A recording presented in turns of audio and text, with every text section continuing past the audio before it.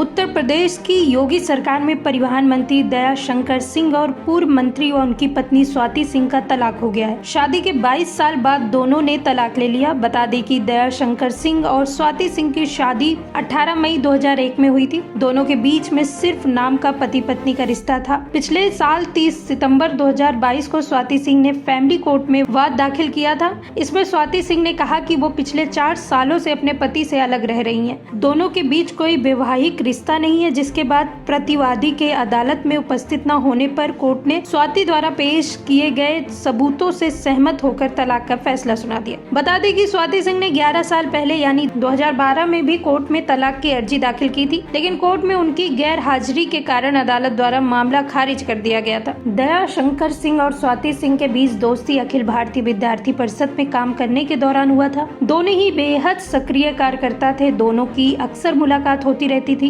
इस दौरान दोनों का रिश्ता दोस्ती से प्यार में बदल गया। दोनों ही बलिया जिले के रहने वाले थे। जिस समय स्वाति इलाहाबाद में MBA की पढ़ाई कर रही थी, उस दौरान दया शंकर सिंह लखनऊ की यूनिवर्सिटी के छात्र राजनीति में बहुत पॉपुलर नेता थे। दोस्ती प्यार में तब्दील होने के बाद दोनों ने एक दूसरे से शादी कर ली। शादी के बाद स्वाति सिंह ने अपनी पढ़ाई जारी रखी और PhD करने के साथ ही लखनऊ यूनिवर्सिटी में लेक्चर भी देने लगी। उस समय दोनों के बीच बहुत अच्छा रिश्ता था, लेकिन धीरे धीरे मतभेद और लड़ाइयाँ बढ़ने के चलते दोनों के बीच तल्खियां रहने लगी। हालांकि उनसे जुड़े सभी दोस्त और साथी यही चाहते हैं कि दोनों हमेशा साथ रहें। पिछले 10 सालों से दया शंकर और स्वाति अलग अलग रह रहे थे। दोनों के 2 बच्चे हैं, एक बेटा और एक बेटी। दोनों ही अपने माँ स्वाति सिंह के साथ रहते हैं। हालांकि दया शंकर अपने बच्चों का पूरा ध्यान देते हैं। वो थोड़े थोड़े समय में अपने दोनों बच्चों से मिलते रहते हैं। 2012 के बाद पति पत्नी के बीच में खटास आ गई थी, लेकिन फिर दया शंकर के बहुजन समाजवादी पार्टी अध्यक्ष मायावती के लिए विवादित बयान देने के बाद स्वाति सिंह अपने पति के पक्ष में खड़ी हुई दिखाई दी। इस वाक्य के बाद पति पत्नी एक बार फिर नजदीक आ गए। 2017 में हुए यूपी विधानसभा चुनाव में दया शंकर को टिकट नहीं मिली, लेकिन स्वाति सिंह को बीजेपी ने